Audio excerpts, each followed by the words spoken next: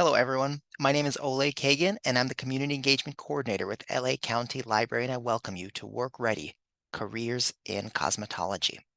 Before we get going with today's event, I will do the land acknowledgement, take care of some housekeeping, and tell you a little bit about the Work Ready program. The County of Los Angeles recognizes that we occupy land originally and still inhabited and cared for by the Tongva, Tataviam, Serrano, Quiche, and Chumash peoples.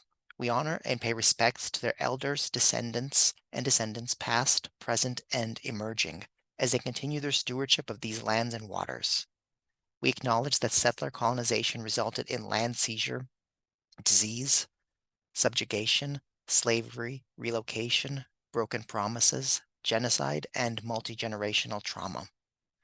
This acknowledgement demonstrates our responsibility and commitment to truth, healing, and reconciliation, and to elevating the stories, culture, and the community of the original inhabitants of Los Angeles County.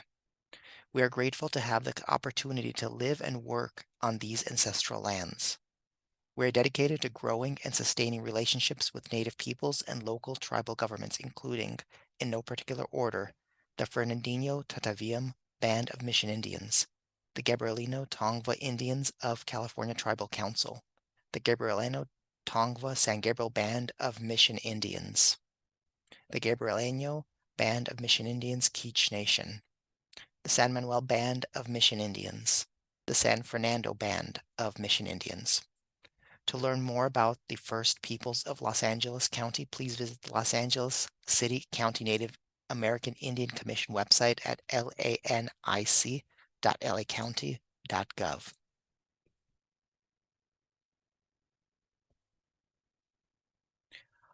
All right, and now I'm going to go through a little bit of technical housekeeping.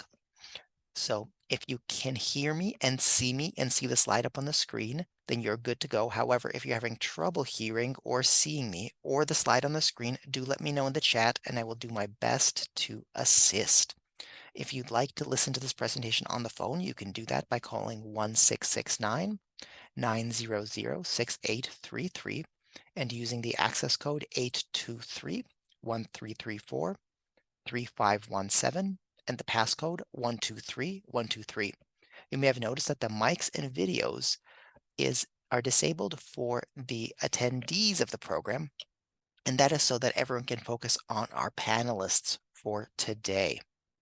We do, however, welcome your questions and comments. If you do have questions, please put them at any time during our panel in the Q&A. That's the box with two little speech bubbles. And if you have comments, go ahead and put them in the chat. And now I'd like to tell you about the Work Ready program.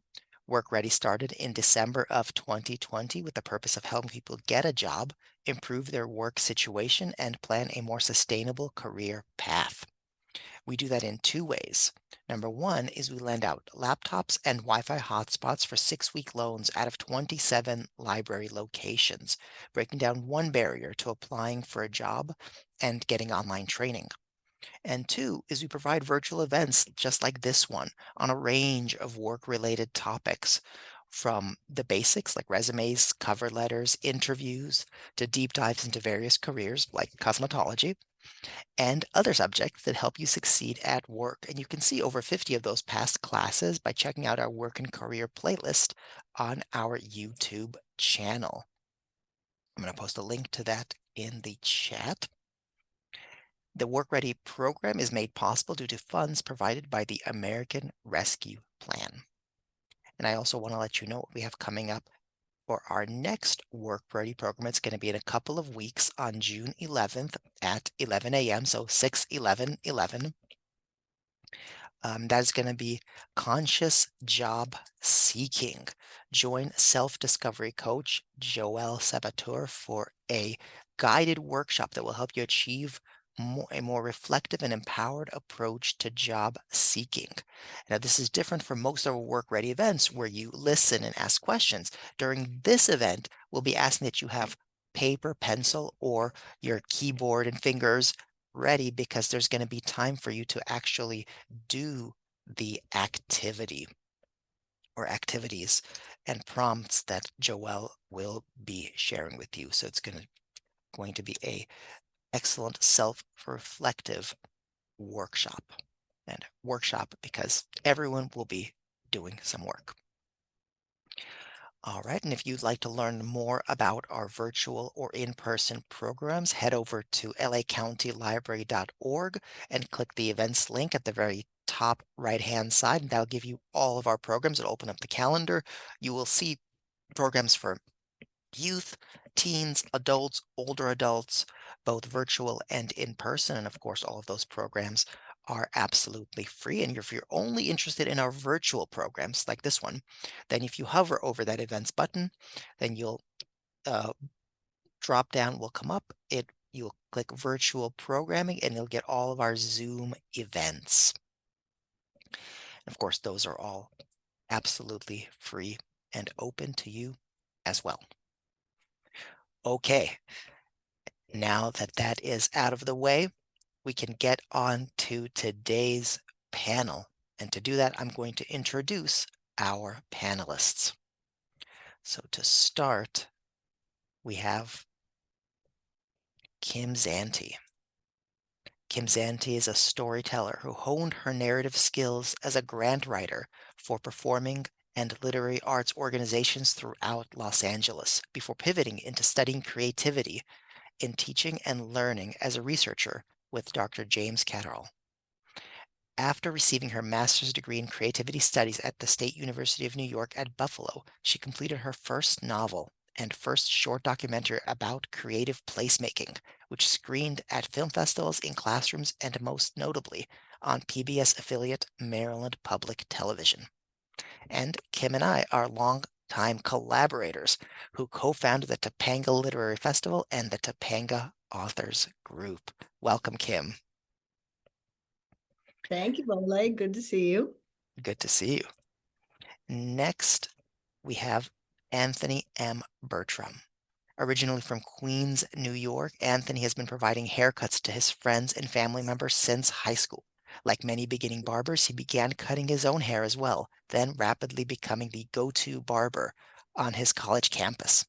He's the creator of The Actor's Cut, where he and master barbers collaborate for catering men's grooming services at special events. Anthony received his license from 3 states, New York, Atlanta, and the California Board of Barbering and Cosmetology. Welcome, Anthony. Thank you, Holly. Next, we have Wendy Yvonne. Wendy Yvonne is a licensed aesthetics instructor, esthetician, professional makeup artist, and mom to 3 amazing humans. Today is her eldest daughter's birthday. Welcome, Wendy. Thank you. Happy to be here. And finally, we have Nayeli Garavito. Nayeli Garavito has been a licensed cosmetologist for 17 years, but has been a part of the industry for 19 or 20 years. This industry has given her plenty of time to develop the skills to connect with people and have a deeper level of understanding on how to better communicate and interact to help guide them through collaborative effort to achieve success, whether it be small or large. Helping the community feel better has always been part of her passion for being a hairdresser. Welcome, Nayeli. Thank you. It's good to be here. Well, hello, panelists, and hello to the folks out there. And let us just get started for everybody to give a quick introduction. I know some of the introductions mentioned this, but so who are you and how did you get started with careers in cosmetology? So go ahead, Wendy. Oh, yeah, my bio is a little short and sweet. I actually, about 7 years ago, left the marketing industry and jumped into the beauty industry full time and haven't looked back. Absolutely love what I do. But I've been a freelance makeup artist for many years prior to that. And one day just decided, I was like, why? This is what makes me happy. This is what I love to do. Why am I not doing this? So I'm licensed as an aesthetics instructor in the state of Idaho. and a licensed esthetician here in the state of California. And yeah, went to beauty school, got my teaching license, got my aesthetics license, and I'm currently on set today. So I'm taking a break doing this fun panel. I love talking about what I do, so I'm excited to be here. Thank you. And go ahead, Anthony. Well, I started in New York. My dad used to have me cut his hair and had to cut my brother's hair and some of the people in the neighborhood's hair. So I just enjoyed it at that time. And then when I went on to college, I was cutting hair in college. And then I said, you know what, I can actually make some money from doing this. So I wound up going to get my barber license, just like Wendy, going back to school, getting certified in barbering and becoming a master barber. So that was pretty much my journey. Again, Naomi. So for me, I started pretty young because I had an aunt who was a hairdresser and who was very new at it and ruining lives left and right. So I took it upon myself very young to start doing my own hair. And a lot of my friends in high school started noticing, and we all had, you know, like the bleach dye in our hair, like a lot of like the little punk kids. So once they started noticing that I was doing my own hair, they would ask me to do theirs. And I would have all my friends in the backyard after school, you know, lined up for hair dye, haircut, this, you know, that, the other. And my mom would come home and just see all of my friends in the backyard, and just, she kind of took it upon herself to say, hey, you might want to do this for a living. And due to my high school situation, like it was just a better choice for me to be pulled out of high school and go directly into beauty school at 16. Luckily, the county was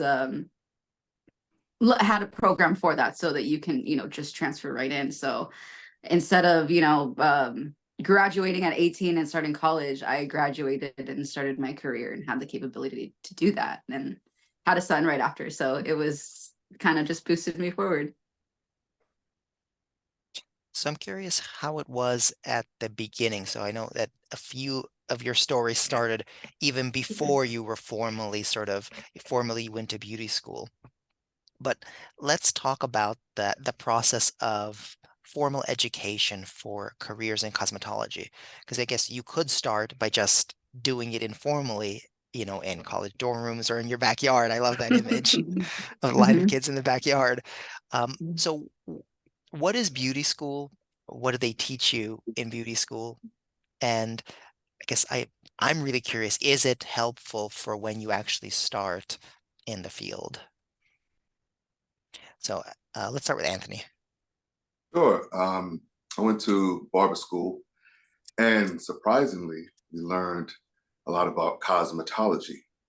So I learned about cutting women's hair. I learned about dyes and colors and layers. And then for the men, the barbering, it was, you know, clippers and shaving and how to keep things sanitary.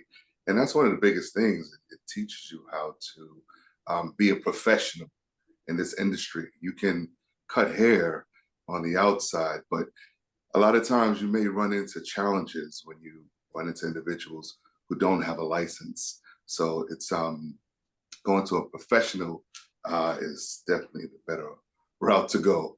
But I went to school for, it was a year, 1,000 hours. It is now, at one time it was 1,500 hours. And then after you complete your hours, you take the state board exam. And that now it's a written test. Years ago, it was a hands-on practical exam, but now it's written only, which makes it a little easier, but is a little more challenging at the same time if the books isn't your thing. So you just have to put a little more time and effort into it. But at the same time, you're spending 1,000 hours in class cutting hair, having individuals come in to get different grooming services, including facials as well. So Yeah, I enjoyed school. Met a lot of great people, and yeah, I developed my skills there, which I was able to take outside into a barbershop as soon as I graduated and began to make money. Thank you. Go ahead now, Natalie. I would say that for school, it's kind of based off of what the student is willing to learn.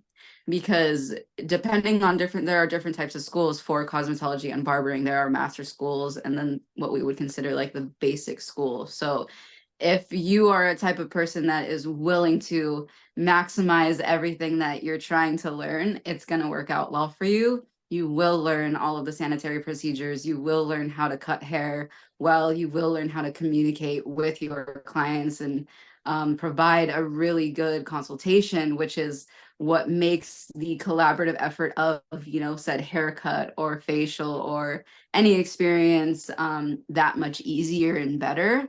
You'll learn all these really helpful tools, but for the main part of school, beauty school, barber school, is actually sanitation, is making sure that you know how to properly sanitize all of your implements, how to sanitize, your chair, your space, everything, so that you aren't passing anything from person to person. Especially with COVID taught us that our world is very, very sanitary, and technically, like, a lot of other businesses should kind of hold their standards to a sanitary standard like we do.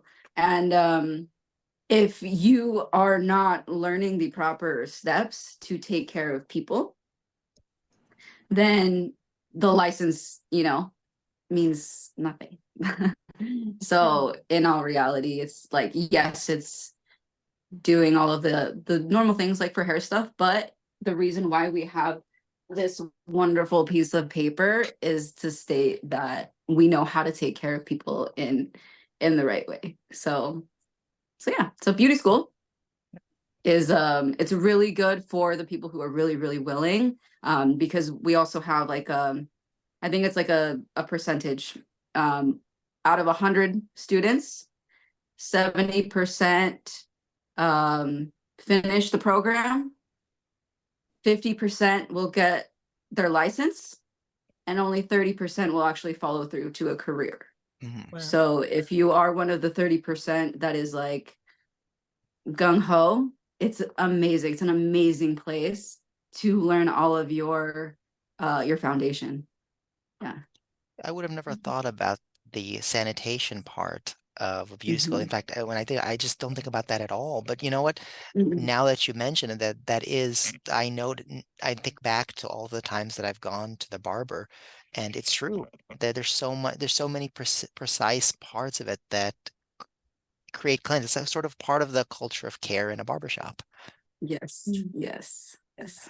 Wendy, how was your experience in beauty school? I love this question because as an educator, we get students that come into the schools and like off the bat, yeah, maybe they've been doing, especially as an esthetician, you're already doing lashes or you're already doing makeup or you've been doing it for a long time. And they're like, why do I even need to be here? And the biggest part is that client safety and sanitation, because you're dealing with, people's, and as an esthetician, their skin, their eyes, important parts of the body. And you want to make sure that you're always considering that sanitation and client safety. And so that is a huge part of beauty school. And the other part is the basics. Like one of the things that I love about this industry, it's ever evolving. There's always something to learn. And you have to have a hunger for that knowledge, because when you're in school, you're learning the basics of the basics. You're like, okay, let's get from A to Z in the basics so that I can pass my state boards, get licensed, and become a professional. And then as a professional, there's so many opportunities to continue to learn and to grow, and to become masters at your trade. And so, that's what I try to remind students, because, you do, especially if you've been doing it, for a long time, as a hobby, or like I was a makeup artist as a hobby for 20 years before I did it you're learning the importance of, client safety and sanitation. So. I Thank you. also wonder, like, I'm going to hop in here and ask this question about school. So we've heard it called 3 different things: beauty school, cosmetology school, and Barbering. barbering. Yes. So if someone was going to look for school, what term do you suggest, or terms that they Google or search on? So it's technically the field of board of barbering and cosmetology, right? So Mhm. if you're looking for more what we consider men's cuts, that would be barbering. That's the only difference between barbering and cosmetology, is that barbering you can use a straight razor. So if you're looking for like shaving men's faces, that would be barbering. Now, cosmetologist, like I said, like myself, I consider myself more of a barber because I do men's hair. I have gone to school, back to school for barbering, but my license is cosmetologist. So if you are what we in the normal bubble, we consider like females' hair, cosmetology, men's hair, barbering, but they are technically same education, only one difference is the straight razor. And then and I don't know what we have changed, like based off of like different states. Some states allow or don't allow for the barber to wax. I don't, so don't quote me on that. There might be the second difference, but Would I'm that pretty be sure they're allowed to. eyebrows? What would the Yeah, eyebrows, nose hair, ear hair. Okay. Yeah, they do facial hair. They do, it's all kinds of stuff that, yeah, you're allowed to do. But then there's esthetician. Esthetician is strictly skincare. Cosmetology and I believe barbering also technically have a section. We all have a section for skincare, but esthetician school is completely extensive. It's way more extensive than what the cosmetology bubble covers for skincare. So like, yes, Yeah. I, with my license, can hold an esthetician position, but my schooling has not covered the extensive knowledge of esthetician. So if I wanted to hold a complete esthetician title in a job, I would want to go back to school for different courses and different certifications so that I can be, in my own mind, an equivalent of a full esthetician. The distinctions between what you know and then the piece of paper. And of course, what you know Yes. is more important because that's the service you're providing. Yes. So Kim, I wanted to circle back to you because one of our commenters in the chat pointed out that you didn't introduce yourself. I read your introduction, but you didn't introduce yourself. And I mean, our conversations between me and you are the genesis of this panel.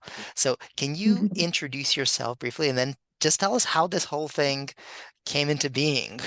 Okay. Well, I did not go to beauty school, nor cosmetology school, or barbering school. What I did went to a Paul Mitchell school to get my hair cut because I recently moved back to the East Coast and was concerned about getting my hair cut, like getting a good modern cut. Today it's a little wacky, so I have it pulled back. But I went to that school, and the young woman who cut my hair, I asked her what got her into cutting hair, and she said, I love geometry. And I immediately thought of Oleg because we had been collaborators with writing and storytelling and asking questions. And that just struck me immediately as so interesting, like why, you wouldn't think about geometry and cutting hair. And it evolved from there. The panel, the idea of like, how can we make it practical and useful for people in the Work Ready program tuning in to learn about cosmetology and barbering and esthetician and what the similarities and differences are. So yeah, so I put the panel together and with the help of the panelists, finding folks, And I'm here along with Oleg to ask questions and sort of help moderate the session. Well, So, thank you, Kim. yeah. Much appreciated. You know, So speaking of this kind of this strange and interesting but very sensical answer of geometry, I have a question for our panelists. What kind of person, what are the qualities of a person that succeeds in the field of barbering and cosmetology? So Anthony. I would say if you're a creative type, if you enjoy the fun parts of delving into a haircut, you'll enjoy this. I think if you like flexibility, I think this is a profession for you. If you're able to wrap your hands around doing your own marketing and promotions, this could be a field for you. I think if you enjoy being around people, if you're a people person, this could be a field for you as well. I feel like that's a really all-encompassing answer. Naomi, Wendy, did you have anything to add to that? That's a great answer. No, yeah, it's a great answer because you really do. You have to enjoy people and connecting with people. So we had a question that came through the Q&A, and I want to, since we had been talking about beauty school or barbering school, school of aesthetics, I don't know. The question is, how do you transition from school to a salon? Do schools have transitional programs, or do you have to go out and apply to salons? Essentially, like you got school, you finished with school, you got your boards, and then what do you do next?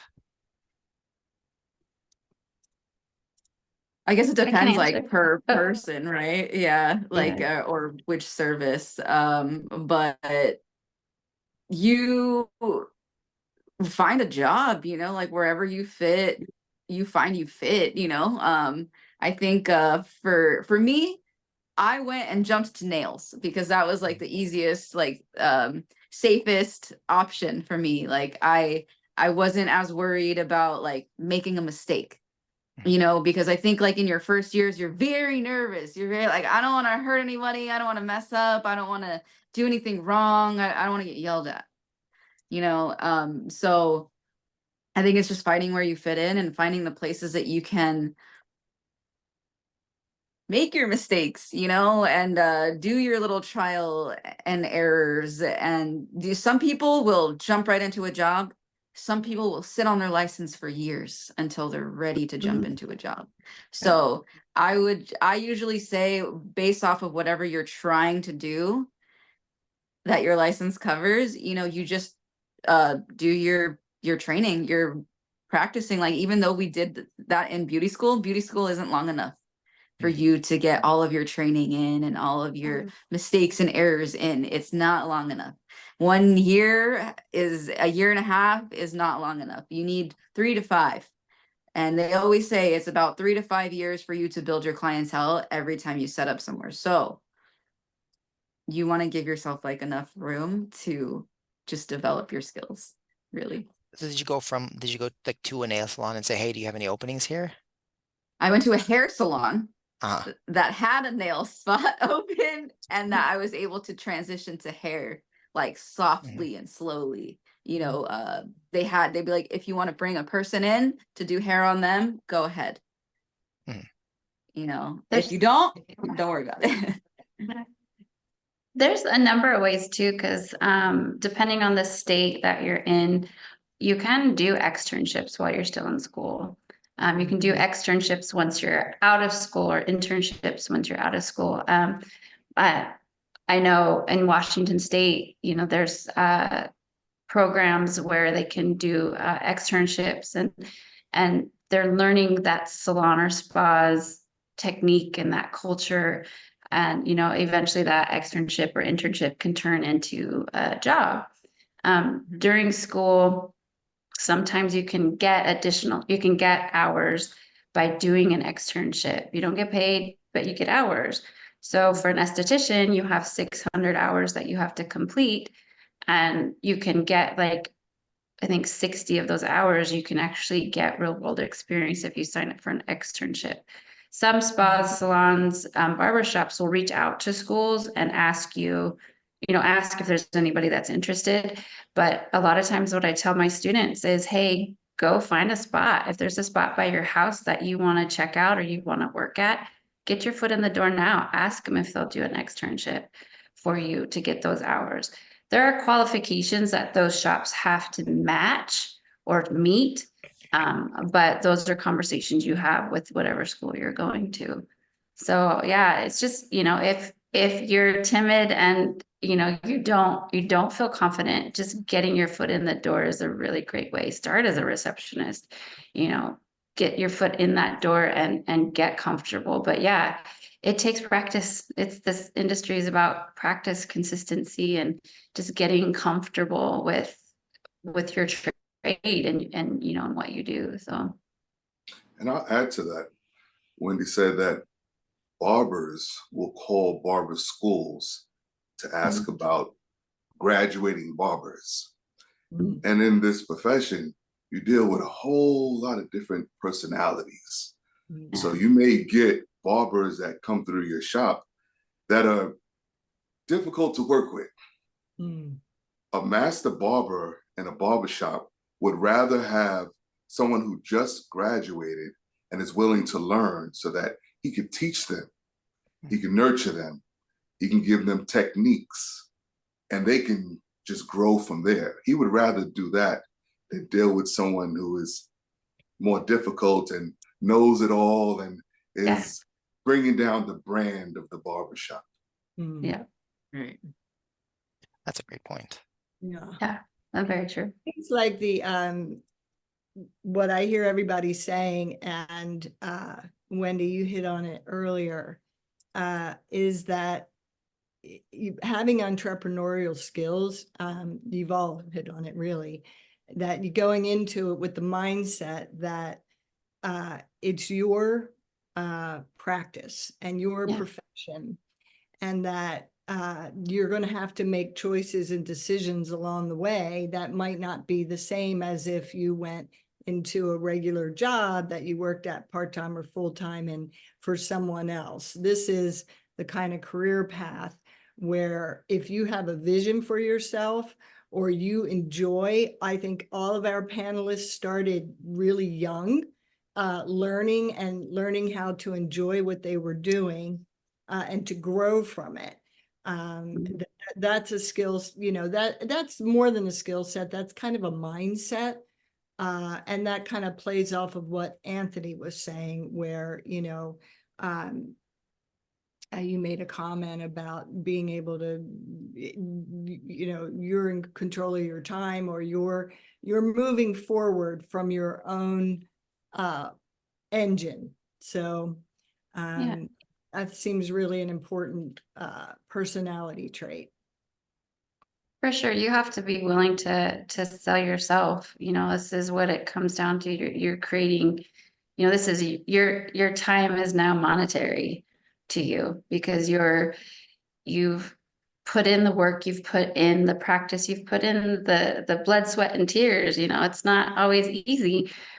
So it's really changing your mindset and having that, like, hey, my time is valuable and I need to maximize it. And you've got to get out there. You've got to talk to people. You got to really have that entrepreneurial spirit, because, you might get a job at a spa or salon, but if they're not busy, you're just sitting there.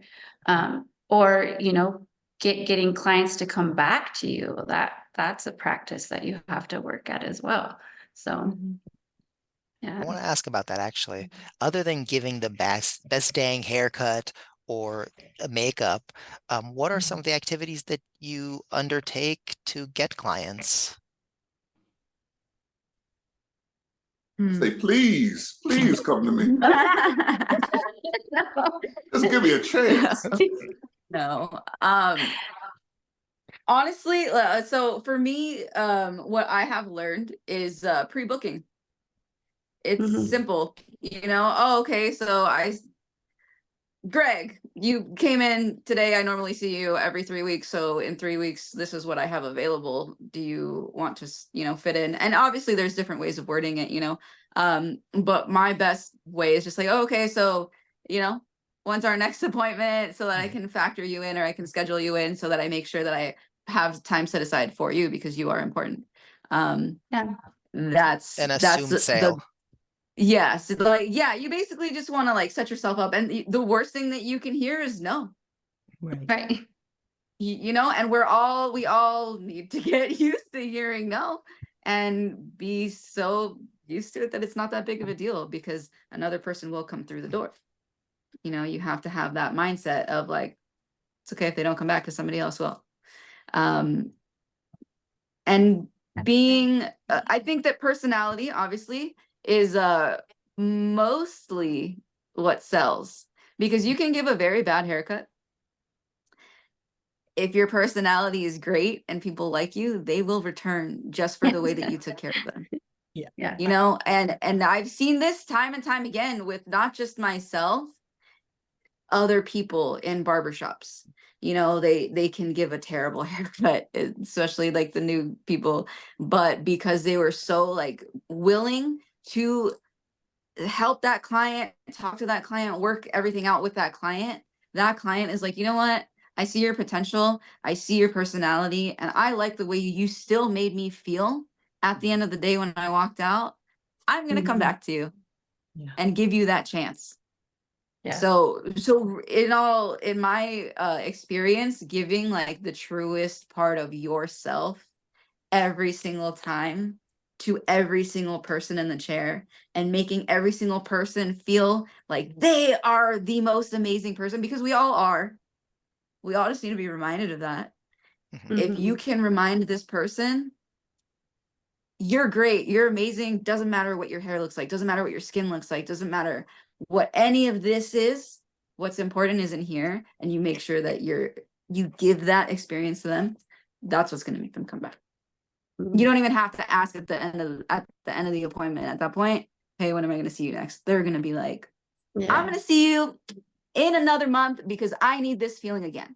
I'm going to see you in a week because I need to have Nelly or Nayeli or whoever, I need my weekly ritual to make me feel better. It's like a mic drop answer. I don't even want to ask anymore, but I have to through my professional through my professional duty. I have to ask. How about social media and websites and stuff? Does that help as well? Yes, of course it does. Yes, because that's our now with our day and age. That's our portfolio. That's our profile. We don't have the physical anymore. Back in the day, we used to take binders. This is my haircut. This is my haircut. This is my skin. This is my nails. This is this. We don't have that anymore. You just have social media. So if you're really good at social media, that's another way to boost your clientele, because people want to see how busy you are. If you're not posting everything, people assume you're not doing hair, you're not doing anything. And which platforms do you use? Everybody. Me personally, Instagram. Instagram's the easiest for me. It's the fastest, yeah. But even speaking about this now, it reminds me that I have not kept up my hair Instagram. So it is something that there are multiple avenues of ways to market yourself, right? And so it's important that you keep all of the ways up, because if one slips, then your whole company can slip. Somebody actually, sir, I go ahead, might have Anthony. Go ahead, Wendy. Yeah. Oh, sorry.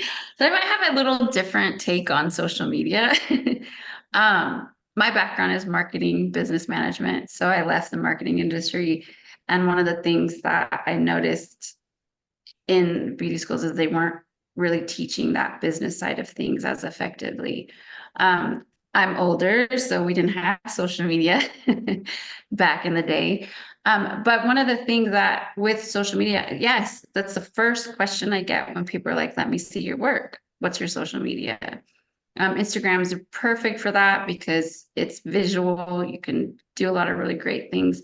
But as far as like building clientele, you know, I don't feel like social media.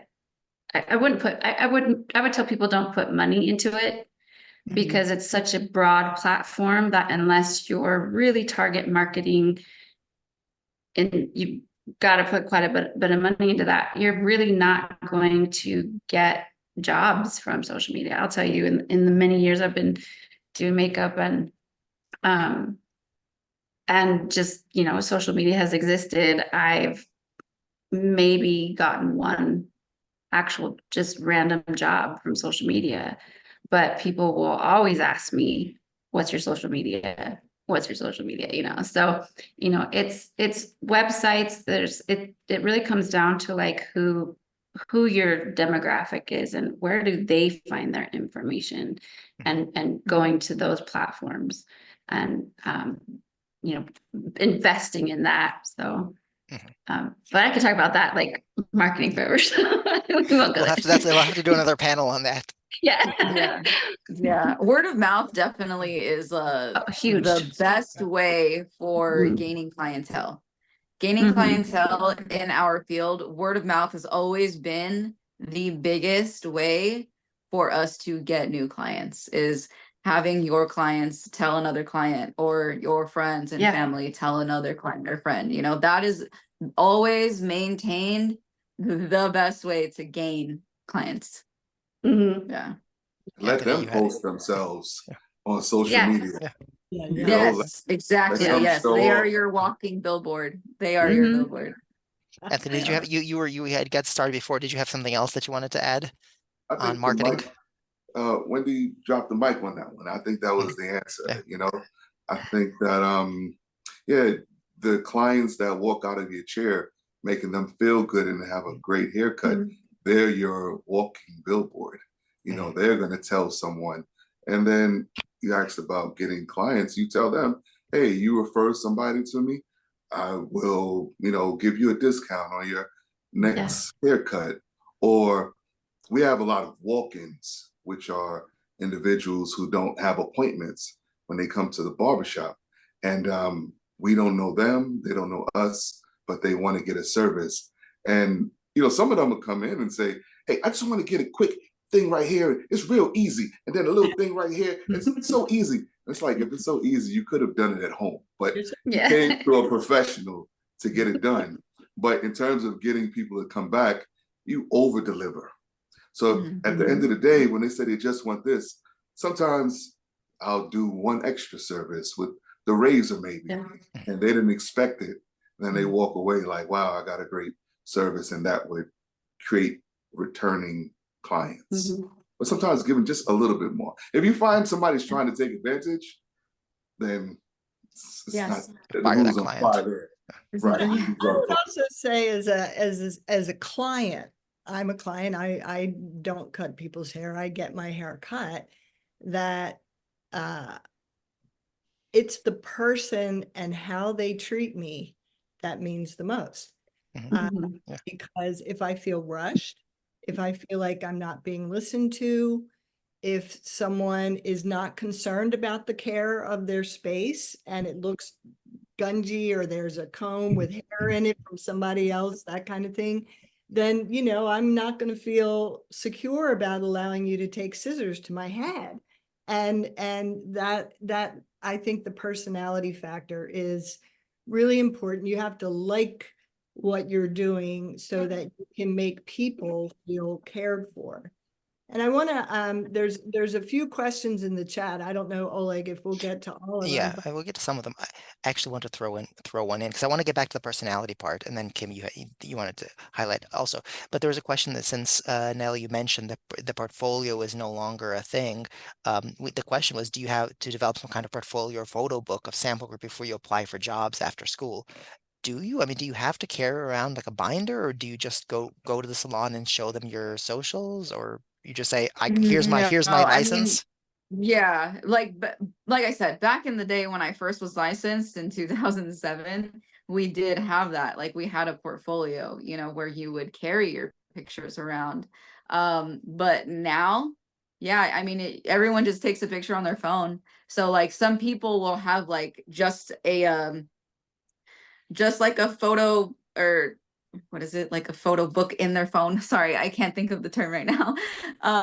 Where it's just like a section, you know, where it's just like, oh, all my haircuts, all my hair color, you know, so that they can walk into their interview and just say, hey, if it's not on their social media, you know, here's my thing that you can look through, and they can just look through and see everything that you've done, you know, and that's like, you know, your little portfolio there. So you don't have to, but, and it, like, it's not required, but having the visual to show your work instead of just like, oh, I can do this, definitely helps your employer, whoever you're, you know, trying to be employed by, see this is what you're capable of. Because, you know, anybody can say anything, but to actually like see what you're capable of, that's completely different.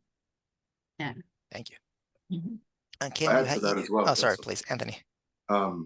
I know for new barbers that come into our shop, we know who to place a client with in terms of a barber. We know if the personalities are going to clash from the moment that client walks into the door. So we know who to seat them with. If it's a new barber, we know that that barber can only do certain things. So we will only send a client to them who want that certain thing. So if it's just a basic, even all around, hey, go to the new guy. You know, it's not difficult. But yeah, in terms of portfolios, we don't really carry, you know, those around. Yeah. And I think if you think about for services that we shop for in general, all of us are so accustomed to going online, to going to Googling, or, you know, if you're on Bing or whatever your search engine is, Yahoo, and finding the visuals. There is the visual answer to your question, and then the information that goes along with it.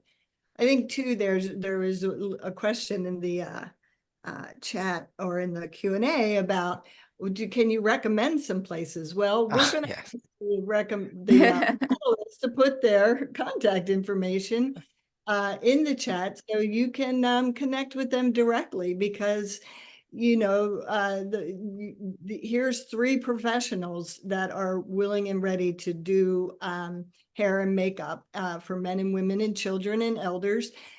Someone also asked in the chat about having, you know, doing nail care for in seniors. Well, actually, let's, I'm gonna, no, you're good. I wanted to get back to that a little bit later, but the bigger question for the recommendations is, you know, other than, you know, taking the risk, what do you look for when you're trying to find the professional to provide your makeup or hair service? You know, what are some red flags, other than seeing the hair in the comb?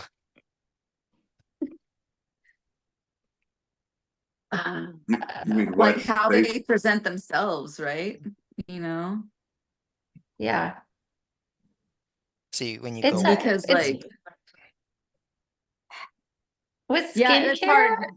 Yeah, with skincare, it's hard. But I really try to tell people to focus on education when it comes to skincare. Because hair and skin very different ways in approaching, you know, marketing and approaching your portfolio and approaching so many different aspects. But with skin, it's like really about knowledge and education and being able to educate your client on products that are good for their skin. Being able to talk about, you know, their skin types, any skin conditions that they're concerned with, how can they, you know, make that better. So with aesthetics, it really comes down to really just being able to educate your client, and also the importance of why they need to come back to me. You know, don't just go home and wash your face. Like let's talk about why it's important to get regular treatments, especially if there's like a concern they're trying to remedy. But yeah, I mean, with aesthetics, that's how I kind of like to approach it. It's education. Because the more that they feel confident that you know what you're talking about, the more they're going to keep coming back. Yeah. Yeah, I think that's definitely important. Like as a client who's looking for a barber, a cosmetologist, or an esthetician, it's important as a client to do your own education. Mhm. Because you can't just walk in anywhere and expect to get, you know, a laundry list of your services done. You have to know that you yourself are a specialty. Therefore, you want to go to a specialist, right? You want to make sure that the person that you're going to is going to provide the exact services that you require. So you want to take your own time to sit and look for the person that's going to fit you as well. Just like a doctor. Mhm. You're not going to just go to any doctor, you know, you want to go to the right person. So it's really important for you to do your legwork as a client and ask around, you know, ask your friends, ask your family members, hey, who do you go to for services? Who do you trust? You know, you see a haircut or makeup on the street. I like your hair. I like your skin. I like your nails. Where do you go? Yeah. You find out, because that, like we already said, these clients are our walking billboards. Right. Yeah. So as a client who wants to be in that same position, right? So if you're a person who wants to be that client, you just want to say, hey, I like that on you. Like, how do I get that? Yeah. So it's just, you know, like taking the steps to find who you want and making sure you find that person, you know, like however it needs to look. Let's flip that around. What makes a great client or a difficult client, or what do you do to keep your composure with difficult clients?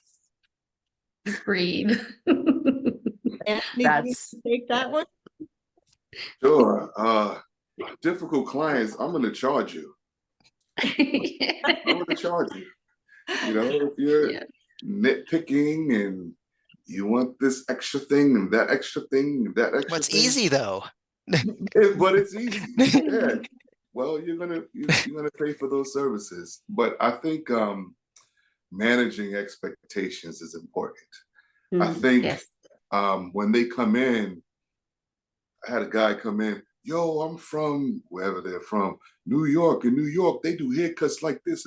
This is what I want, and it needs to be like theirs. And I can't do what they do. I can do what I do, you know? That's first and foremost, show me a picture of Yeah. your haircut that you got in New York that you want. So this way we're in the same space. Oh, I don't have a picture. Okay, well, go on Google and pull up a picture of exactly what you want. Then the next part is step by step. If they're a difficult person, I want it bald, but I don't want it too bald. I don't know what that means. So Right. instead of going bald, I go really dark. Is that it? Nah, a little more.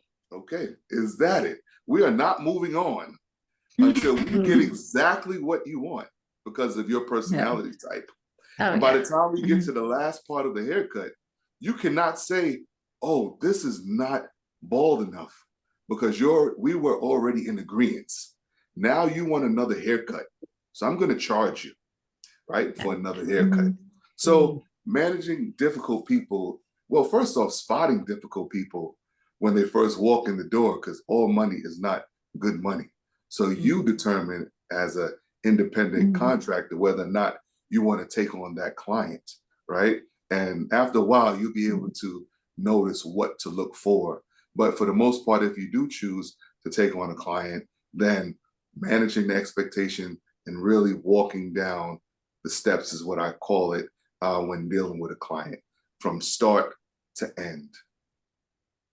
Walking down the steps. I like that turn of phrase. Naomi, how about you? Right. What makes I mean, what I makes would a always great say client or a difficult client? great client is a lot of like understanding, you know, being able to communicate and collaborate. Collaborating is part of the whole experience. So if you're able to, you know, as a client, like be very calm, you know, about the things that you might not understand that I'm explaining to you, that's amazing, you know, because then it breaks down a lot of like the stressful barriers that we have in miscommunication and misunderstanding. So as long as like there's a very understanding person sitting in your chair, that is what makes a great client, you know, somebody who's like also consistent and who's willing to understand the education that you're giving them, because clearly like we are scientists in our field Yeah. and the client is not. So I have to educate my clientele every time I'm doing their hair in some way. So as long as they're willing to be educated as well, then that's also another great quality. As far as the poor qualities, it is going to be those people that are just unpleasable all the time, you know. But you can learn how to navigate those people too, because in the end, these are just personality types. A lot of the times it's not necessarily that they are unpleasable or they're, you know, whatever. It's just that their specificity is something that is like it just needs to be like unlocked, you know what I'm saying? So if you're willing and are able to work with those types of people, they will give you really good money too, like because those are the people that most people just will write off, you know, it's like, oh, I don't want to deal with you, you're too difficult, you know, you have too many specifications. For me, I like when people are specific in a respectful way. Big difference between being respectful and disrespectfully specific. But because it helps me, you know, just like Anthony was saying, that like it helps me determine like what I need to do a lot easier. I can be like, oh, you like your fade right here to start here to end here. Okay, cool, I'll do that. But if they're just like, oh, just give me a half, you know, do whatever you want to do, and then I'll do it, and then they're like, oh, that's not what I wanted. Well, if you weren't specific, how am I supposed to give you what you want? So, you know, you can be very specific. You can say, oh, I want this right here. I want that right there. I want you to do this. I want you to do that. But as long as it's like very, very respectful and you're kind, cool, calm, collected, that makes a big difference in being a good or a poor client, you know? So we can always work with variables. It just depends on how you navigate people, and having a lot of people in your chair and a lot of people in the barbershop that you're communicating with does help you learn how to navigate the harder customers and put the harder customers with certain barbers that like will work together, just like we were talking about earlier. Yeah. So like, you know, there are bad clients, but there are also like the bad clients can be good clients. Like it's just based off of like how you can navigate all of that. Wendy, did you have anything to add for what makes a good client and difficult client, and how do you navigate difficult clients? I mean, they summed it up pretty well. It comes down to that communication and setting expectations. When it comes to like makeup, I'm always like, show me a picture, because my natural is not the same as your natural. So yeah. Yeah. So so we have a lot of questions, and I'm going to get into a few of the questions, but before I do that, I wanted to ask you all about transformational experiences. Have you ever had a client or a situation where it was just, you know, it was sort of a blissful experience for either them or both of you?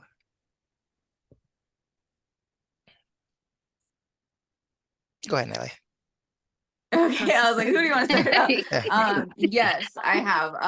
I think that definitely I've had multiple, and it's very gratifying because even on, you know, like a tough day, like I said, I do my best to give everybody 100% of me and the same experience, you know, and I know some need it more than others. And there was a time where somebody came in that they were just not feeling well, like health impairment, and their hair was not doing well because of said health impairment. And I just gave my personality to this person, just my whole self. And sorry, I'm getting emotional.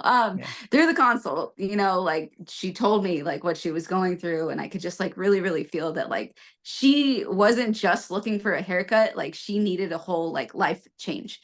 So, you know, I put everything aside and was like, okay, we're gonna help you feel good. So through the process of like, you know, cutting her hair, washing her hair, there's a lot of touch involved in barbering and cosmetology and esthetician work. So you have to be very respectful with the touch that you give and the energy that you give and transfer in between people.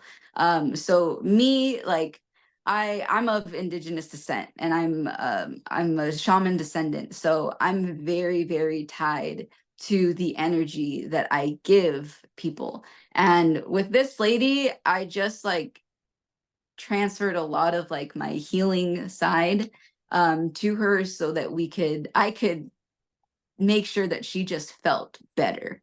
And even though all I did was give her a wash, a cut, some layers, and a blow dry, and, you know, a little like shoulder rub, she came out of that experience like she felt like she cried. I cried. We had a big, huge hug moment. Like, I still, you know, like think about this lady and like walk away like from days like, you know, like that, just like feeling like I changed somebody's life.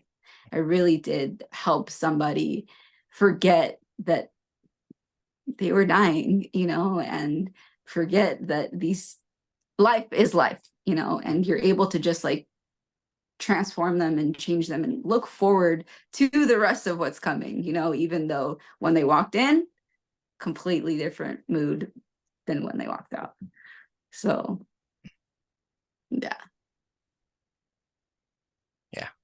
They're everybody's dying, but when they sit in your chair, not for those 2 hours. Right.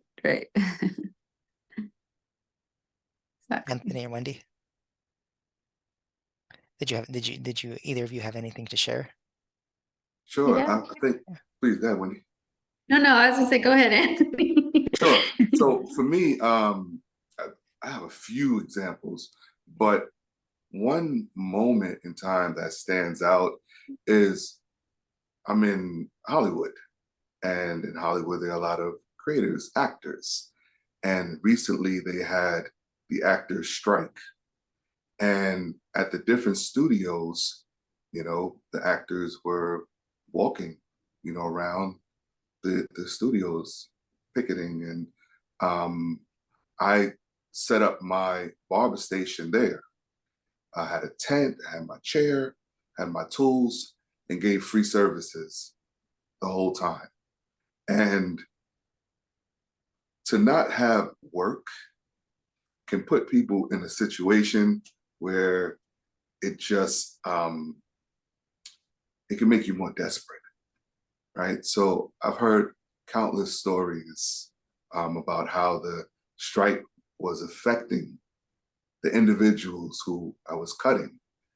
They were appreciative. I was appreciative of them, and yeah, it, it when people feel good and look good, they go out and, you know, for that moment in time, they're not thinking about the stresses that they have. And I think for me, I'm just glad that I was able to provide that service. You know, I shut down the barbershop. So, you know, this they need, you know, a boost in my own way. You know, other people were providing other services, but for me, I was the barber that was popping up on the different studio, um, you know, at the studios around Los Angeles. Thank you. Okay, my turn. Mhm.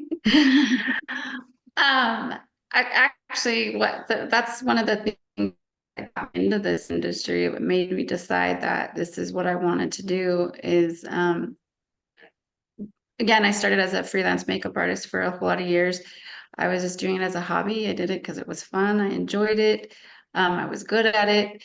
And I was a guest artist for Lancome and Dior. And I'd come in on their special events and like do makeovers and talk about their product and all that.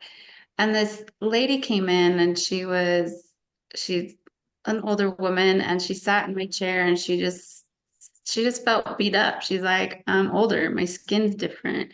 I can't do my makeup the same. I can't do the same things I used to, and I just don't feel good about myself.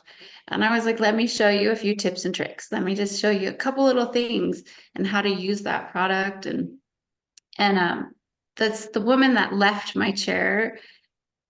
It was just a complete transformation from who sat down and then who got up and walked away.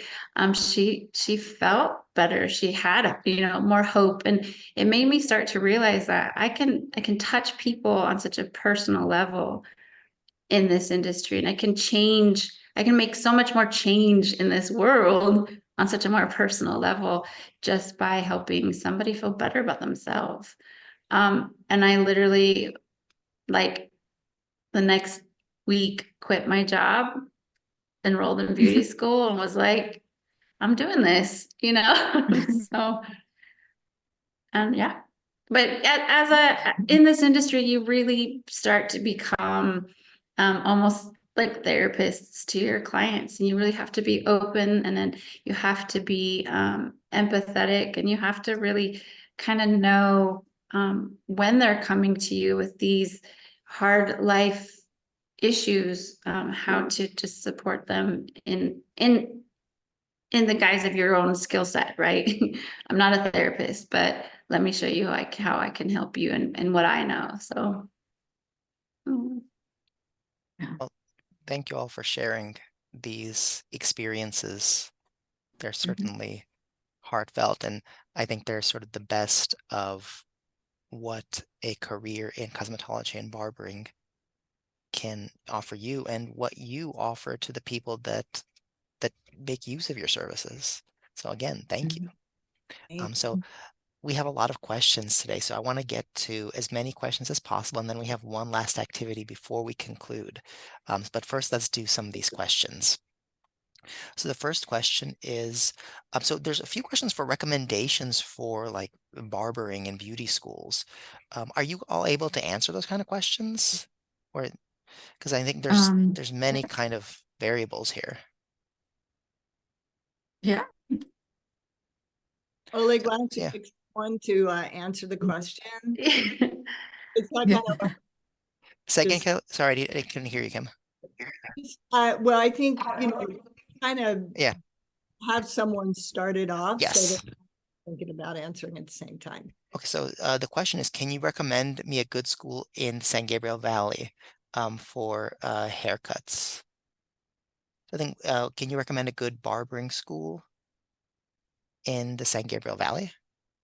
In San Gabriel Valley, I'm not sure like which schools there are, but you can all like I went to Western Beauty Institute or Western Barber Institute. I think they have like both.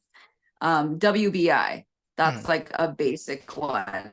But like if you don't know what's in your area, you can do like a general Google search of like local barber schools near me. And then you always want to do your education.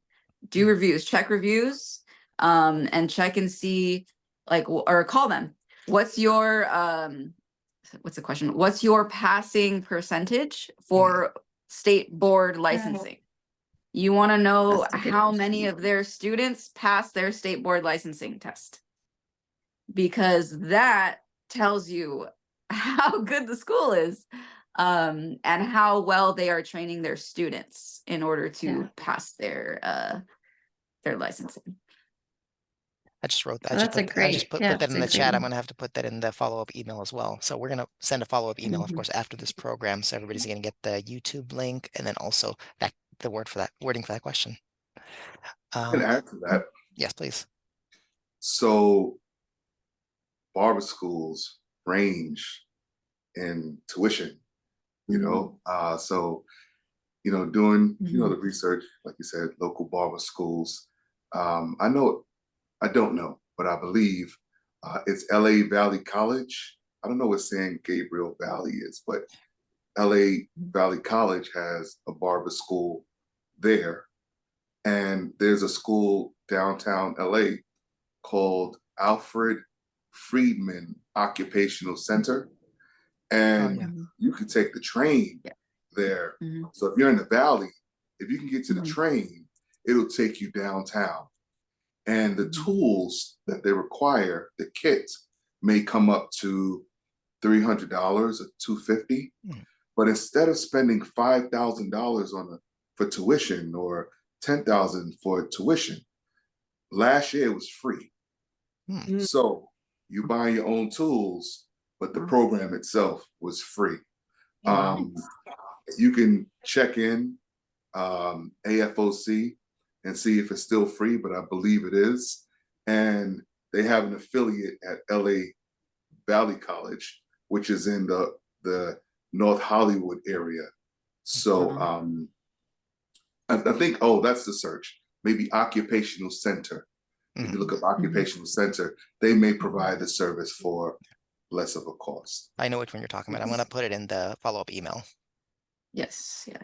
And also, or like I'll add, Nayeli, you mentioned early on about you were able to go directly from high school into an occupational program because LA County had a program that bridged that educational system.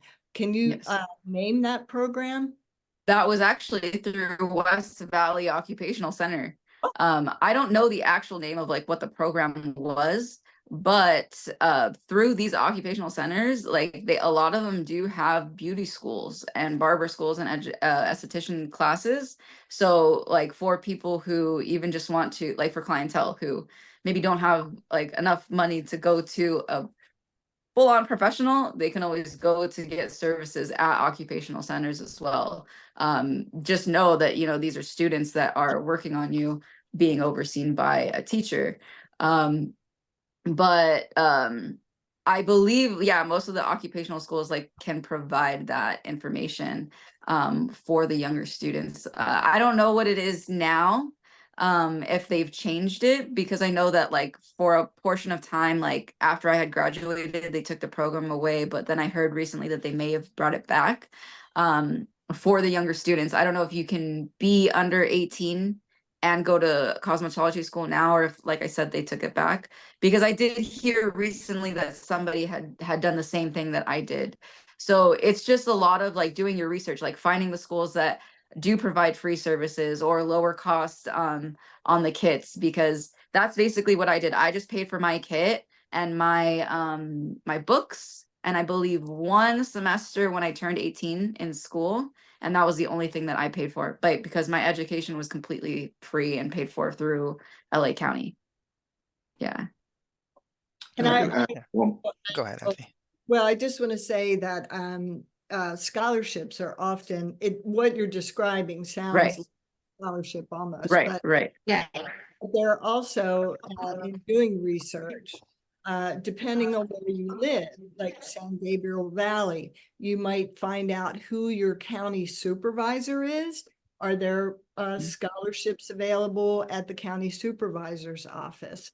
Are there local organizations that support young entrepreneurs who are looking to change their work and life situation? There are lots of different ways to approach scholarships. So that cost is not a barrier to you being able to do something you really want to do as a profession. Right. And I'll add to that too. The Pro Beauty Association, they have scholarships for students. So there's the beauty associations as well that you can look into for scholarship opportunities. A lot of the schools provide financial aid. So if you qualify for grants or things like that, you can, you know, if that's important to you, finding a school that offers financial aid. that's how I got my aesthetic license. I had a grant available, and I went to Nevada school to get my aesthetics license. And was able to use the grant to do that. So it's really, there's a lot of different ways. There's some really great programs that can help those occupational ones.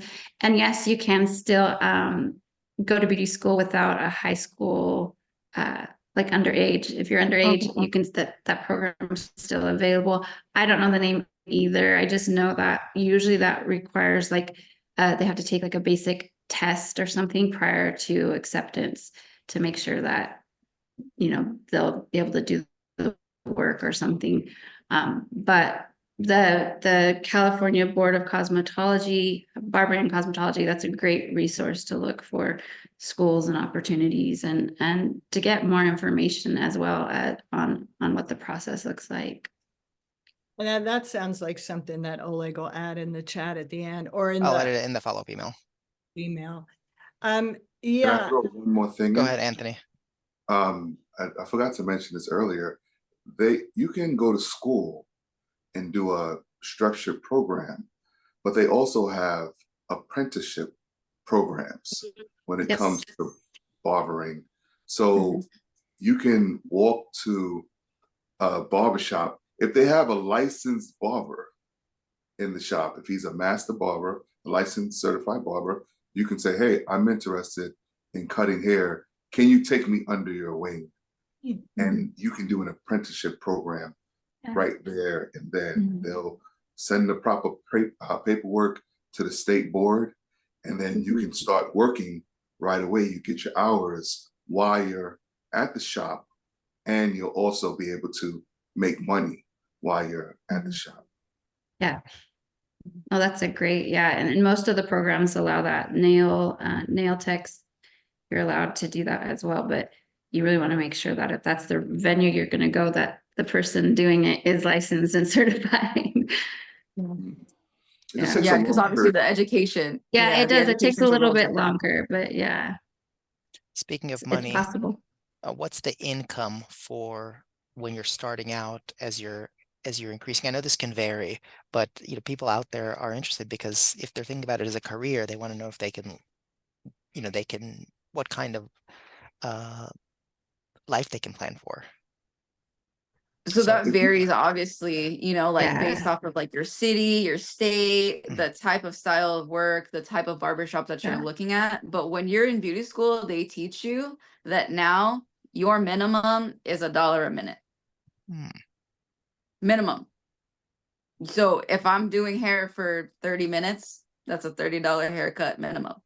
I add on top of that. So you add for, your specialty, your schooling, you can add shampoo, all these little extras you can add on top of that. But your minimum base rate is going to be $1 a minute. Otherwise, you're cheating yourself. So, you can be in like a fancy barbershop and charge $150 a haircut for a 35-minute haircut, or charge 35, you know what I mean? So it's really based off of how you market yourself and where you are and the standard that you keep yourself to. Yeah, for sure.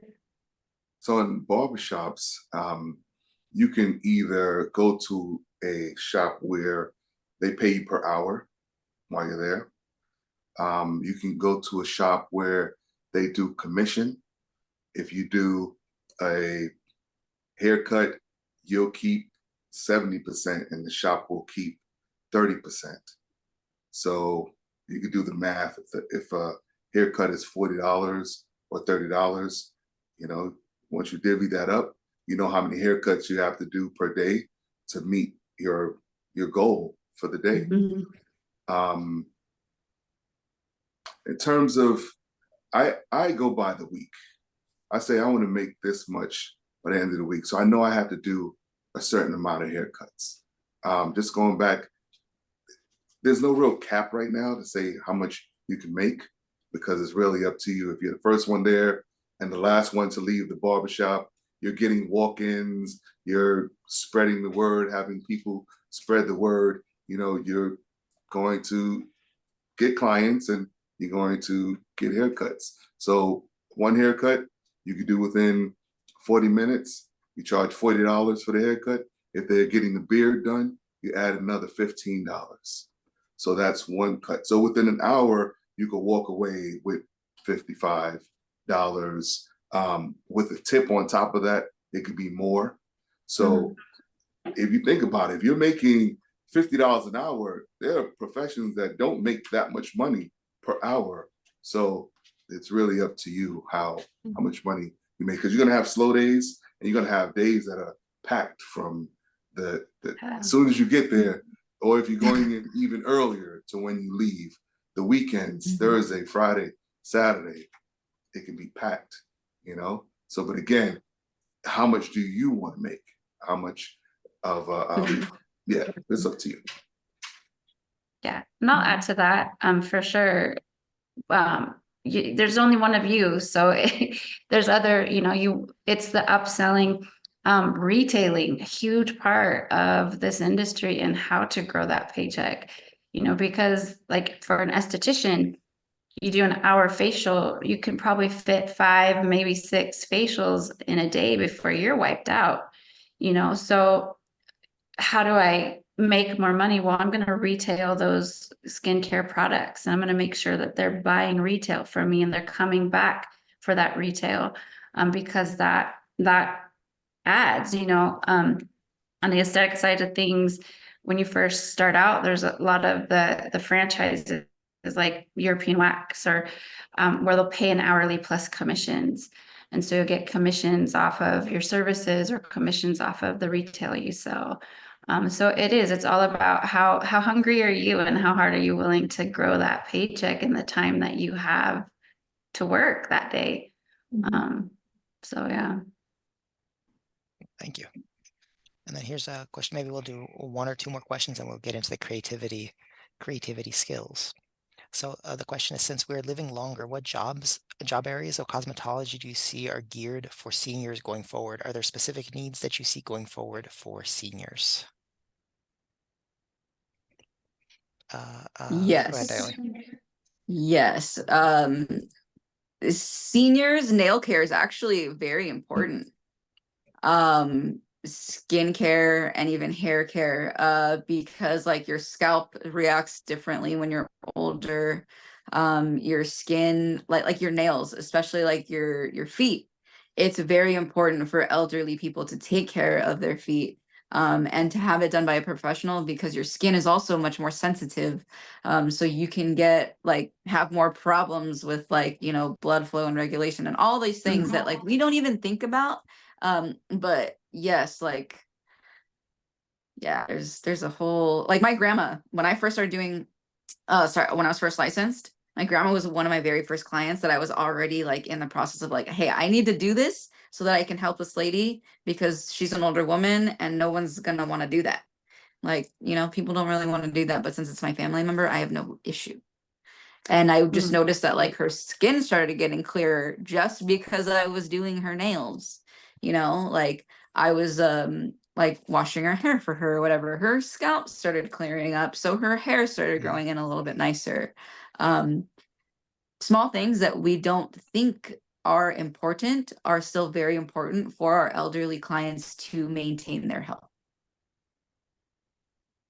My elderly clients that come in, because there is a price point on our price list for elderly clients. They have hair growing in places that hair should not be growing. Yeah. It's like, hey, can you take care of the hairs coming out of my ears and my nose, down their backs, and they like shaves, hot towel shaves. They like their chair leaned back, take the time to razor them with the shaving cream and the hot towel. Just pamper them, give them the service that they want, So yeah, there's definitely a demographic with the elderly that continuously are clients within the barber world. Hi, photographer. All right. Sorry. Wendy, did you have anything to add? You don't have to say it now, but did you have anything to add, or should we move on to the next question? Okay. Next. Let's go to the next one then. All right, so last question, and then we'll do the creativity skills. And then I know there's more questions, and so if folks we haven't been able to answer, so actually we have 20-something questions still here, but our time is limited. So if you have questions, you can get in touch with our panelists directly, and we'll have their contact information on the follow-up email. So the final question here. Go ahead. Yes, go ahead, Kim. Let's give contact information for potential becoming clients. Of course. And then have, we can put together a sheet of questions and maybe have them answer. I just want to limit, I want people that are listening in, and thank you for all of your really good, important questions.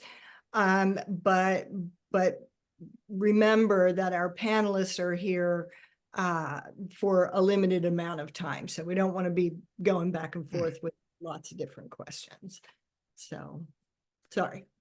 Yeah. All right, so final question. Hi friends, this has been so helpful. I have a similar history, Kim, and it's really for me to hear all of your stories. I'm a trans non-binary person, he, him pronouns, please, and a fat activist, both non-normative for the beauty industry. I would love a frank, candid take on how difficult it's going to be for me to get into the industry. I feel my weight might be a bigger problem than my pronouns. No, this is like the most welcoming world. This is going to be the world where you find your people. Yes, yes, you will find yourself, you'll find your people, everyone that is welcoming. And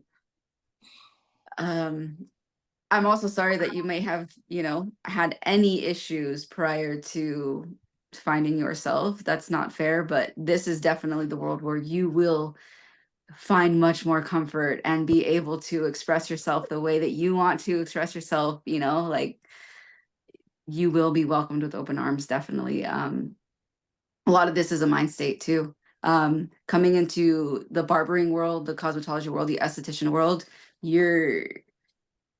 it really shows you like who you are and what you're made of, because like you have to market yourself, you have to present yourself, you have to sell yourself. You are your own brand.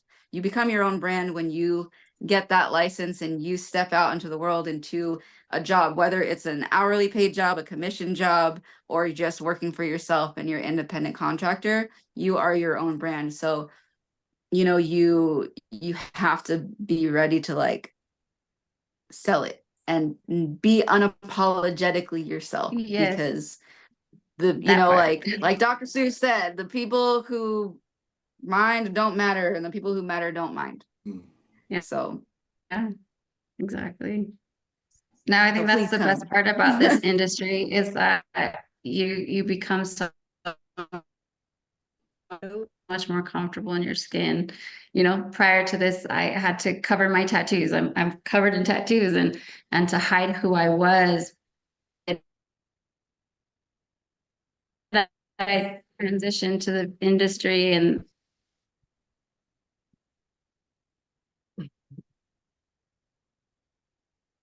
Nope. I'm just cutting out. I think Wendy's cut out.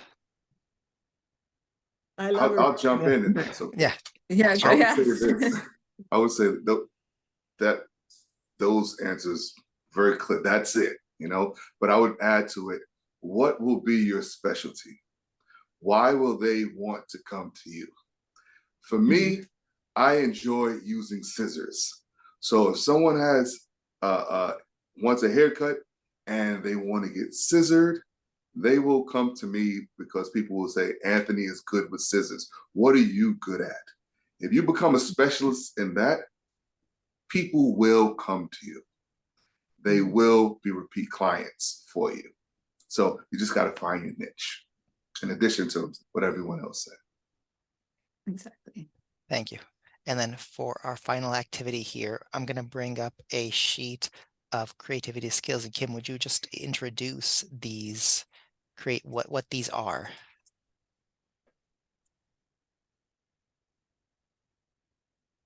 Okay.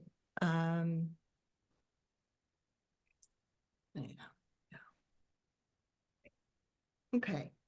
So this is a set of creative thinking skills that are categorized by color to show where in the set they fit. And so the purple skills on the left are foundational skills for creativity. And the blue skills are considered the essential skills for being creative. And the green skills are 4 skills for putting into play, for putting creativity into play. And the sort of orangey ones at the bottom are future skills. So as you think about your career in cosmetology, these are really important skills to have and to put into play. And then the red skills, the 3 skills, are really relate to how we manage our emotional self when we're making decisions, when we're solving problems.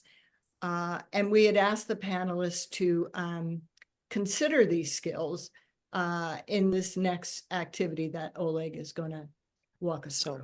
So our panelists are going to select 1 or 2 of these and describe how they fit into their everyday work, the ones that sort of most resonate with them. So Nayeli, would you like to start? Okay, so there's actually a few that I really like from this list. So me personally, I am a very, very curious person by nature. So my curiosity actually helps with the questions, you know, like I ask a lot of questions when it comes to the consultation, you know, to make sure that we are on the same page.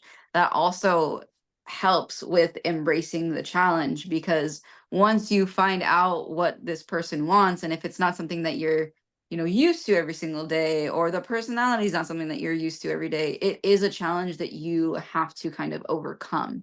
And then in the process of that, me as a person, like I am very mindful, as well as trying to play with the playfulness and humor.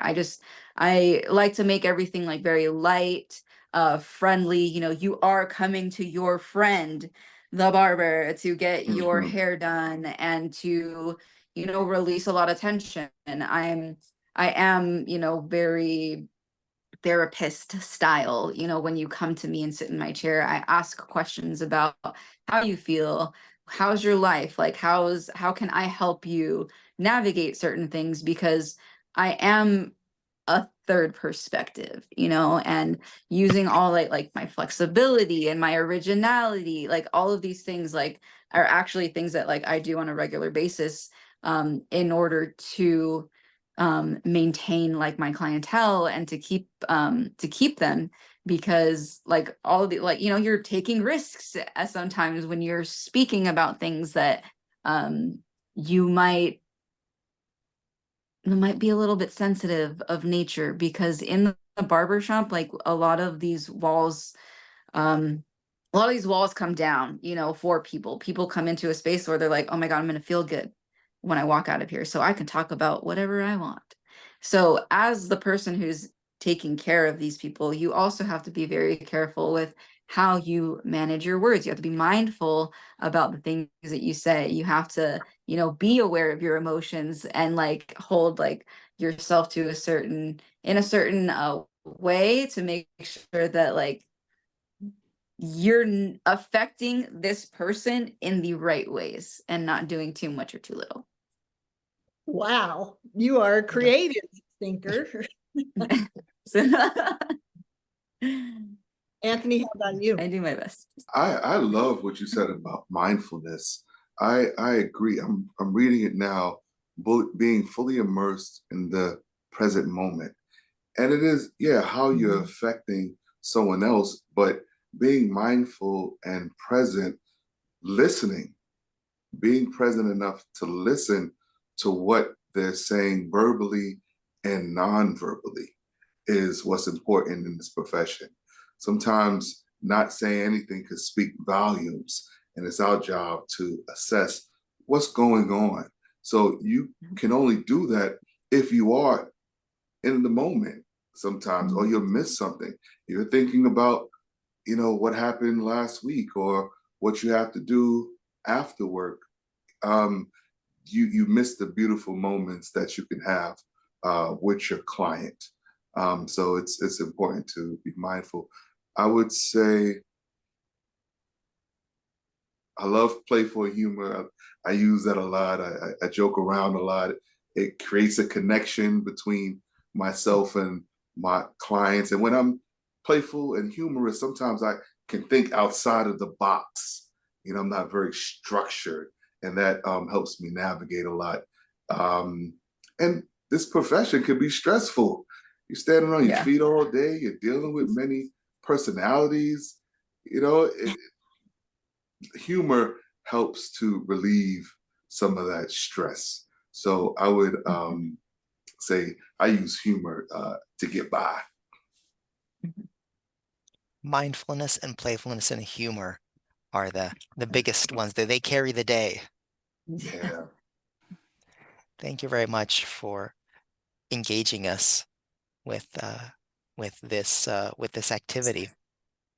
And now we've come to the point where we unfortunately have to say goodbye. But before that, I just wanted to say thank you again, Anthony and Naomi. And I know that Wendy was Wendy here, did text me. she She texted me. She said she had a great time. yeah, Oh, she had to her connection cut out. And Kim, thank you very much for putting together the panel, and thank you all the folks out there for being here and asking your questions and hanging out with us for this afternoon, learning about careers in barbering and cosmetology.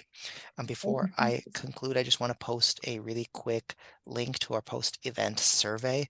I always ask humbly that everybody fills that out, just because that's what we use to make our programs better in the future. So if you have suggestions for us for future topics, how we can improve this program, what went well, it's a very, very short survey, but the size of the survey does not reflect how much it means to us. So if you could please fill that out, we would appreciate it. Once again, thank you to our panelists, thank you to the audience, and we'll see you next time.